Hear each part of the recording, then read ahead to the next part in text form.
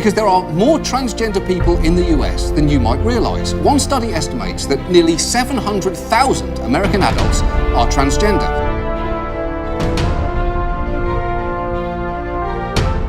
Sebab itu dalam hadis Nabi sallallahu alaihi wasallam yang sahih riwayat Imam Bukhari daripada Ibn Abbas radhiyallahu anhuma menyatakan la'ana Rasulullah sallallahu alaihi wasallam al-mutashabbihin minar rijal bin nisa wal mutashabbihat minan nisa birijal atau kama qala.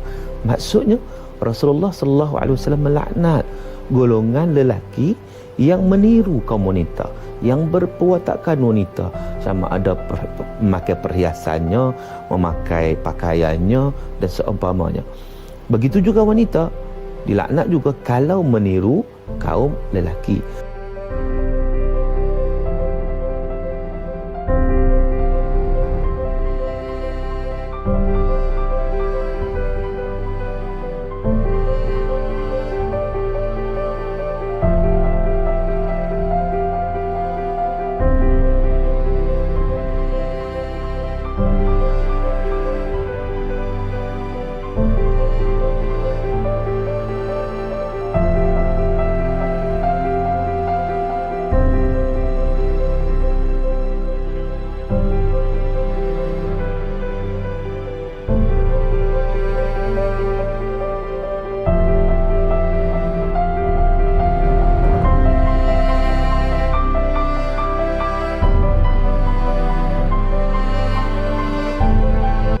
Assalamualaikum warahmatullahi wabarakatuh. Nama saya Adil Azaki bin Adili. Nombor metrik saya C20A0898. Saya akan membentangkan tentang pengenalan assignment kami. Transgender dapat didefinisikan dari sudut istilah yang merujuk kepada individu yang bertindak, berfikir, mempunyai perasaan atau berkentampilan yang berbeza dari biologi lahir mereka. Sebagai contoh, lelaki yang ingin menjadi perempuan. Transgender ini merupakan gejala negatif yang dihadapi oleh seluruh dunia, dan malah terdapat juga organisasi yang mempertahankan mereka, iaitu LGBT ataupun GLBT yang bermaksud lesbian, gay, biseksual ataupun transgender. Selain itu, menurut Islam, transgender ini merupakan amalan yang sonsang dan bertentangan dengan perlakuan setiap jantina. Kategori ini boleh dirungkas sebagai wanita yang ingin jadi lelaki dan lelaki yang ingin jadi wanita. Serta menurut Islam, transgender ini merupakan amalan yang menukar jantina serta dilarang sama sekali di dalam agama Islam. Selain itu, terdapat juga isu yang berkaitan transgender yang menyelubungi dirinya, iaitu seperti bendera pelangi yang akan berkibar di Qatar pada tahun 2022. Seperti mana yang kita tahu, Qatar merupakan sebuah negara Islam. Lebih-lebih lagi, Qatar merupakan negara yang menentang akan perkahwinan sesama jantina. Namun, Persatuan Bola Sepak Dunia FIFA telah mengesahkan bahawa bendera pelangi akan berkibar di Qatar, menandakan sokongan kepada orang LGBT terhadap Piala Dunia Qatar 2022. FIFA kononnya dikatakan sebagai organisasi yang menyokong siapa saja yang ingin untuk menonton bola sepak. Serta terdapat juga isu tentang transgender yang berlaku di negara kita. Tetapi lebih kepada corak penyelesaian di samping menangani gejala negatif yang berleluasa. Hal ini untuk mencari titik persefahaman dengan golongan itu. Oleh itu, kami telah menggunakan pecahan daripada teori socialization untuk mendalami kajian yang kami lakukan. Kajian socialization ini terbahagi kepada 4, iaitu keluarga, rakan sebaya, sekolah dan media masa. Yang mana ini semua merupakan faktor-faktor berlakunya transgender di negara kita. Assalamualaikum. Nama saya Siti Hazira binti Abdul Wahab, nombor metrik C20A1430. Saya akan membincangkan tentang punca terjadinya transgender. Dalam tempoh perkembangan anak-anak, keluarga adalah salah satu tempat di mana mereka bergantung, dan keluarga juga memainkan peranan yang penting bagi membentuk sasiah anak-anak. Terdapat juga keadaan keluarga yang kurang menitik beratkan aspek-aspek tertentu di dalam mendidik anak-anak mereka, yang mana anak-anak cenderung untuk melakukan perkara-perkara yang tidak diingini seperti berlakunya transgender. Hal ini boleh berlaku kerana kebanyakan ibu bapa remaja dilihat jarang berada di rumah dan sering sibuk dengan kerja. Keadaan ini akan menyebabkan anak-anak bosan untuk berada di rumah. Mereka akan lebih gemar untuk bersama dengan rakan-rakan mereka bagi mengisi kekosongan. Kebarangkalian untuk mereka melakukan perkara-perkara yang tidak elok boleh wujud kerana kurangnya pengawasan daripada ibu bapa. Remaja akan merasakan ibu bapa tidak mengambil berat tentang keperluan mereka, terutamanya dari segi psikologi, dan mendatangkan kesan yang negatif terhadap keluarga dan tingkah laku anak-anak. Kata-kata peneguhan seperti pujian yang jarang diberikan kepada anak-anak akan membuatkan remaja merasakan diri mereka tidak mempunyai kelebihan dan perkara yang mereka lakukan tidak bermakna. Seterusnya ialah peranan sekolah. Seperti yang kita sedia maklum, sekolah merupakan institusi yang bertujuan untuk memberi pendidikan dan mensosialisasikan kanak-kanak dalam memilih kemahiran dan pengetahuan. Sekolah juga dapat mengembangkan dunia sosial kanak-kanak mengikut peranan jantina. Dari pandangan mata kasar, jelas terbukti bahawa sekolah merupakan tempat untuk memberi pendidikan dan mensosialisasikan kanak-kanak. Namun, pada masa kini, sudut pandangan positif tersebut tidak dapat lagi diterima pakai kerana pada masa kini, sekolah juga merupakan tempat lahirnya golongan LGBT, transgender dan sebagainya. Hal ini berlaku kerana disebabkan oleh pengaruh kawan-kawan, paksaan daripada pelajar senior dan juga warden. Paksaan yang saya maksudkan bukannya dari segi buli, tetapi dari segi paksaan untuk melakukan hubungan seks. Seks yang dilakukan sesama jenis jantina akan mewujudkan golongan-golongan terpesong seperti gay, lesbian, transgender dan sebagainya. Pernyataan yang saya berikan ini dijelaskan dengan bukti daripada keratan akhbar online di mana terdapat kes pencabulan yang berlaku di sekolah, terutamanya di sekolah berasrama penuh. Dapat aduan berkaitan kes-kes songsang seperti ini kerana yang pertama, di kalangan lelaki mereka sebenarnya agak tertarik kepada kawannya yang ada memiliki bentuk badan yang ideal. Maksudnya six pack kan. Mereka rasa macam wow, handsome-nya kan. Rasa macam nak pegang. Yang kedua, mereka ni suka bergurau-gurau tarik towel kawan sampai nampak bosa, kadang-kadang tak pakai seluar dalam. Yang ketiga, disebabkan mereka rasa pemisahan antara lelaki dan perempuan ketika prep tu, contoh prep untuk lelaki satu tempat, prep untuk perempuan satu tempat. Perlakuan terkutuk ini bukan sahaja dilakukan oleh pelajar senior, warden, malah guru juga terlibat dalam kes tersebut. Menurut kenyataan daripada M-Star, laporan yang disediakan oleh Natasha memaparkan kisah seorang pelajar 14 tahun berada dalam ketakutan selama 3 bulan selepas beliau dilaporkan telah diliwat secara berulang kali dan diugut oleh seorang lelaki yang mendakwa dirinya sebagai seorang jurulatih seni mempertahankan diri. Laporan yang disediakan ini jelas terbukti menunjukkan bahawa seorang guru yang sepatutnya mendidik dan membimbing anak murid ke jalan yang benar akhirnya terkubur akibat perbuatan jijik yang dilakukan oleh guru tersebut telah menggelapkan masa depan anak murid. Okey, istilah rakan sebaya. Rakan sebaya adalah sahabat yang sama umurnya, ataupun rakan sebaya juga merupakan sahabat daripada lingkungan latar belakang yang sama ataupun minat yang sama dan suka bersama dalam pelbagai aktiviti dan matlamat, atau dari kata lain adalah dalam minat yang sama, adalah mempunyai minat yang sama. Okey, sosial emosi dalam kalangan kanak-kanak. Okey, yang pertama ditarifkan sebagai satu proses interaksi dan mengadaptasi diri dalam masyarakat. Okey, yang kedua pula, interaksi sosial merupakan aspek penting yang perlu disediakan sejak dari awal tingkat pertumbuhan kanak-kanak.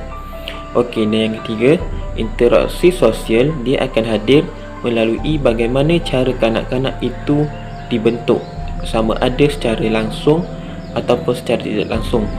Okey, yang terakhir adalah disebabkan itu rakan sebaya dia perlu memainkan peranan yang penting dalam mewujudkan interaksi sosial yang positif. Okey, mesti ramai tertanya-tanya kenapa berlakunya hubungan transgender di dalam kalangan kanak-kanak ataupun di kalangan rakan sebaya. Okey, yang pertama, perkara ini berlaku disebabkan oleh keinginan mereka untuk menjadi wanita sejak zaman mereka kanak-kanak. Okey, yang kedua pula adalah perkara ini juga berlaku disebabkan oleh kurangnya didikan agama ataupun kurangnya perhatian daripada kedua ibu bapa mereka. Okey, seterusnya adalah pengaruh luar juga turut memberi kesan yang negatif kepada kanak-kanak yang sama umur ataupun yang tidak sama umur, seperti filem yang menayangkan agenda-agenda lucah. Okey, bersentuhan antara satu sama lain juga turut mempengaruhi seseorang itu untuk memasuki kehidupan.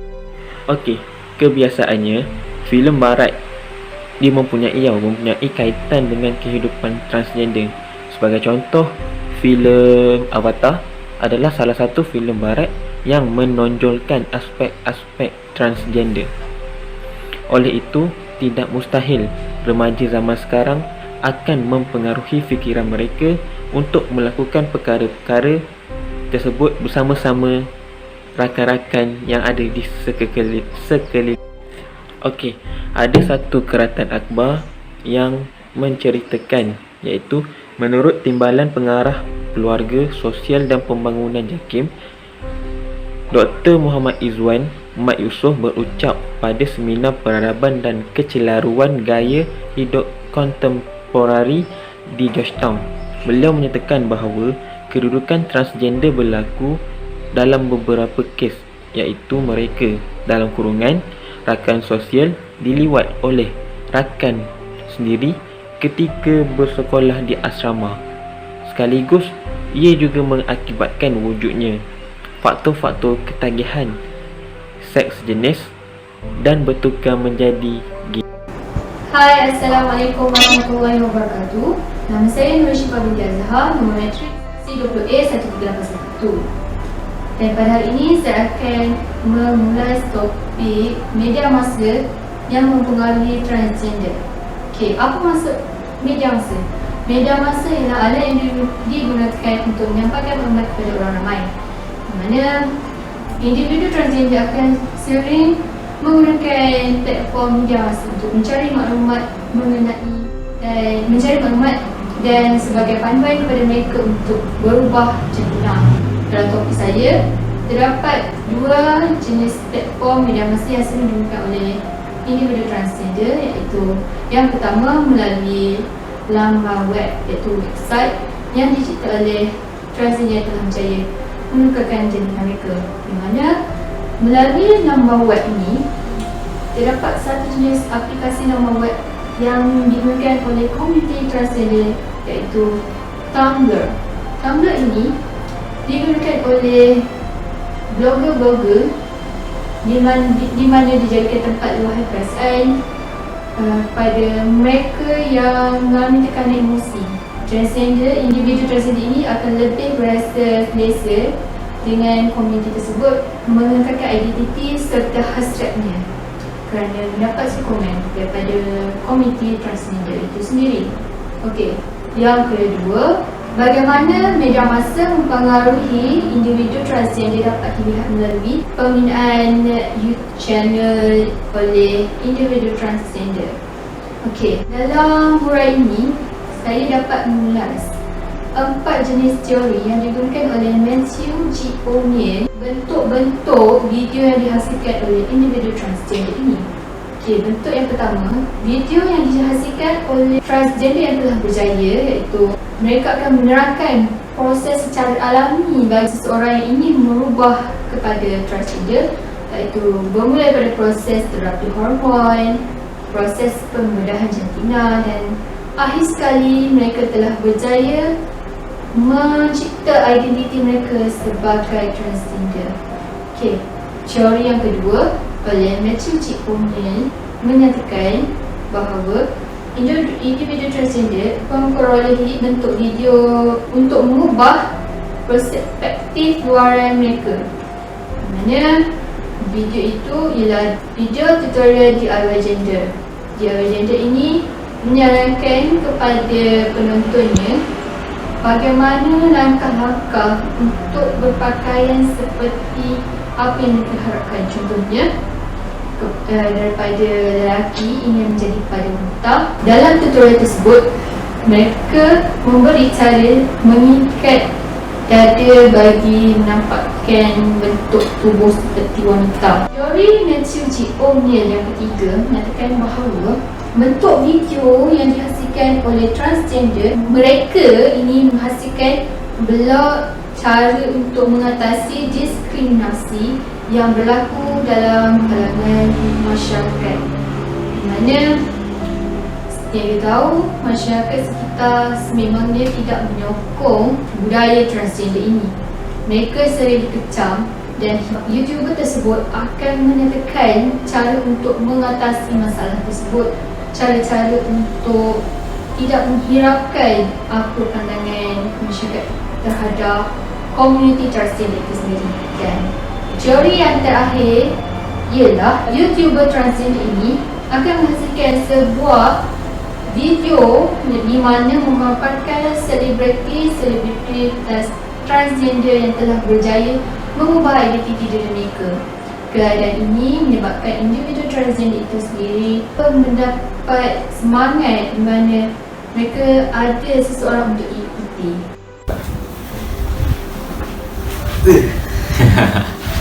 Saya, Abdul Nasir bin Mak Lela, C20A0892. Antara cadangan yang dapat dikemukakan ialah peranan kerajaan dengan kerjasama organisasi agama, iaitu dengan melaksanakan program dakwah. Dakwah adalah salah satu program yang terancang dan boleh membawa kepada pengamalan dan penghayatan Islam dalam diri seseorang individu. Dalam Islam, dakwah adalah salah satu tanggungjawab yang disarankan dilaksanakan oleh setiap orang Islam, sama ada melalui secara individu ataupun secara kolektif. Dalam menangani isu berhubung golongan LGBT, peranan pendakwah adalah amat penting untuk membuktikan bahawa Islam mampu dan boleh menyelesaikan pelbagai masalah sosial. Cadangan ini amatlah penting bagi memastikan golongan transgender ini dapat dipulihkan dengan segera dan dapat menghindar mereka daripada terus berada dalam keadaan sedemikian. Malah, ianya juga dapat menghalang mereka daripada terus mempengaruhi orang lain. Hai dan Assalamualaikum. Nama saya Putri Nur Fatiniah binti Roslan dan nombor matrik saya C20B1391. Okey, cadangan seterusnya ialah peranan ibu bapa. Ibu bapa perlu mengawasi anak-anak mereka pada setiap masa. Perubahan fizikal dan emosi anak-anak perlu juga sentiasa dikawal agar kecenderungan anak mereka terhadap gejala transgender ini dapat dibendung. Anak-anak lelaki perlu dilatih dengan kegiatan sukan dan permainan lasak supaya pembentukan tubuh badan mereka menjadi gagah dan jiwa serta pemikiran mereka bertepatan dengan jantina mereka. Seterusnya ialah anak-anak perempuan pula perlu diberi permainan yang boleh membentuk jiwa keperempuanan seperti anak patung, peralatan rumah ataupun dapur supaya mereka lebih menggemari kegiatan berkaitan dengan kewanitaan dan keibuan. Seterusnya, perkara seperti ini kurang ditekankan oleh ibu bapa dalam pembentukan anak-anak mereka pada masa kini. Mereka lebih menumpukan perhatian mereka kepada pendidikan akademik sahaja tanpa menghiraukan aspek pendidikan personaliti ataupun kerohanian. Kadangkala terdapat juga ibu bapa yang terlalu memanjakan anak-anak mereka sehingga tidak berani menegur anak-anak mereka apabila berpakaian dan menunjukkan watak yang berbeza dengan jantina mereka. Oleh itu, ibu bapa perlu memantau anak-anak mereka untuk memeriksa kandungan telefon bimbit anak-anak mereka serta mengetahui dengan siapa anak-anak mereka berkenalan dan perlu memahami kepribadian anak-anak mereka dan perlu mengambil tindakan yang tegas supaya anak-anak mereka tidak terlibat dalam gejala transgender ini. Okey, sekian, terima kasih.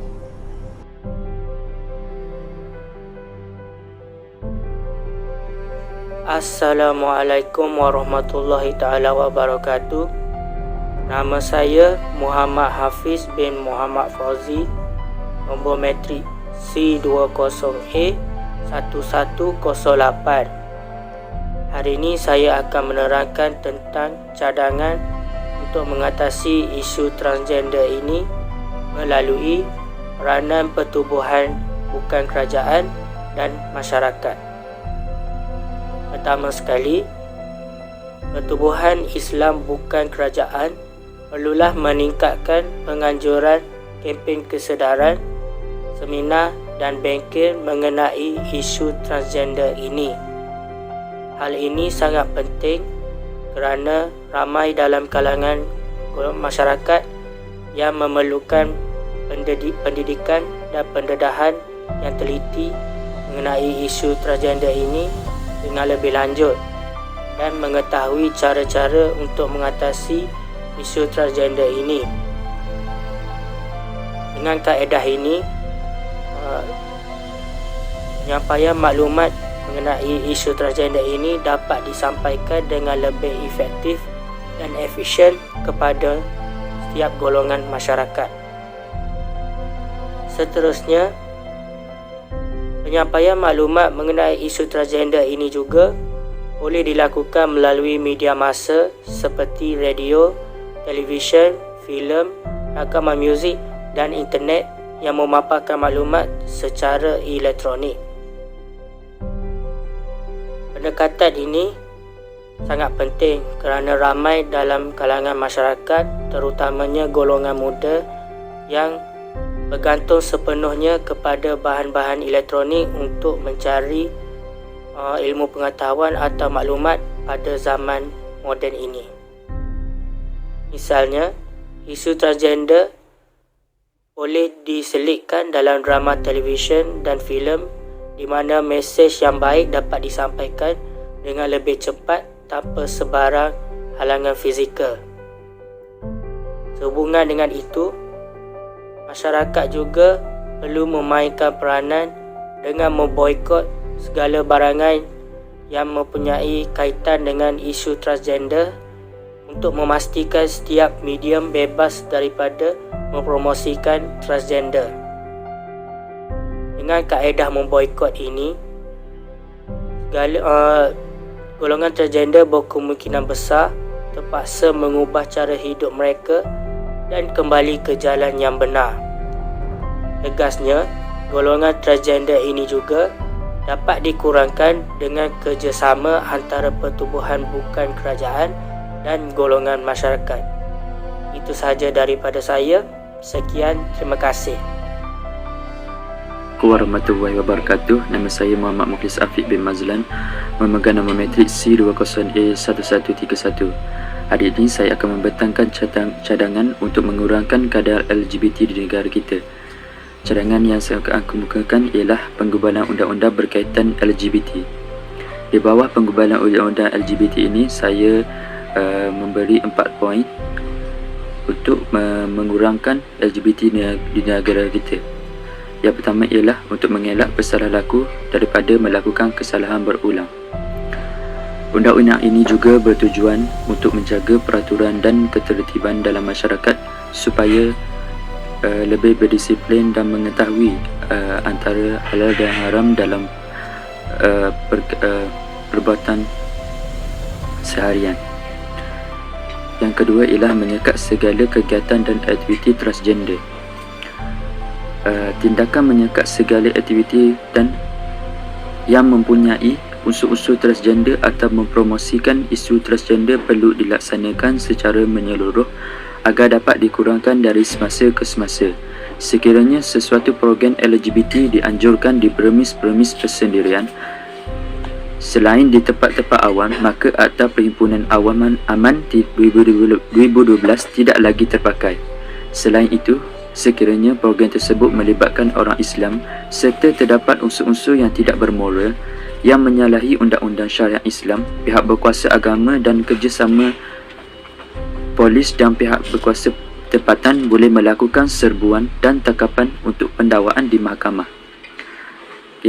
Poin yang ketiga ialah mengenakan denda dan hukuman penjara terhadap pesalah. Pelaku yang disabitkan kesalahan dan mencuburi bidang LGBT ini perlu dikenakan denda tidak melebihi RM5,000 dan dipenjarakan selama tempoh tidak melebihi 3 tahun atau kedua-duanya sekali. Yang terakhir ialah melakukan serbuan dan tangkapan di kawasan tertentu. Pihak berkuasa agama Islam atau pihak polis perlu bekerjasama dengan melakukan serbuan di tempat-tempat yang sunyi atau di tempat lorong yang boleh menyebabkan golongan LGBT ini melakukan aktivitinya, dan pihak polis perlu membuat serbuan setiap minggu bagi mengurangkan kadar LGBT di negara kita. Okey, sekadar itu saja cadangan saya mengenai penggubalan undang-undang berkaitan LGBT. Sekian, terima kasih.